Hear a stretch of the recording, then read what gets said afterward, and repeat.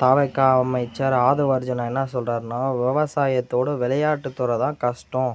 ஏன்னு சொல்கிறாருன்னா, ஒரு விளையாட்டு வீரர் 5 மணிக்கு எழுந்து 6 மணிக்கு கிரவுண்டு போய் ஜம்பிங்கு, ஸ்பின்னிங்கு 40 நிமிஷம் தொடர்ந்து ஓட விடுவாங்களாம். இதில் மழை வெயிலெல்லாம் பார்க்காம ஓட விடுவாங்கன்னு சொல்கிறாரு. அப்போ ஒரு விவசாயி 5 மணிக்கு இல்லாமல் 8 மணிக்கு போய் ஆஃபீஸ் போகிறாரு. டேரெக்டாக முடிஞ்சோடனே ஆஃபீஸ் முடிஞ்சோடனே வீட்டில் வந்து உட்காராரா?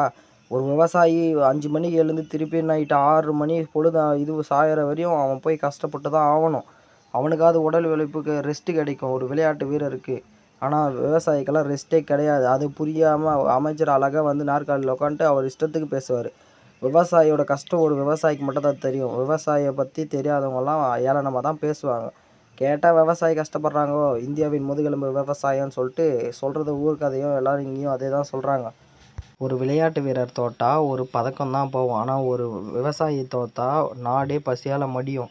ஆனால் இது யாருக்குமே தெரியாது. உங்களோட கருத்தை கமெண்டில் சொல்லிட்டு போங்க. விவசாயியோட கஷ்டம் என்னன்னு. விவசாயிக்கு முக்கியமாக இதை ஷேர் பண்ணுங்கள். உங்களோட கருத்தை வந்து கமெண்டில் சொல்லிட்டு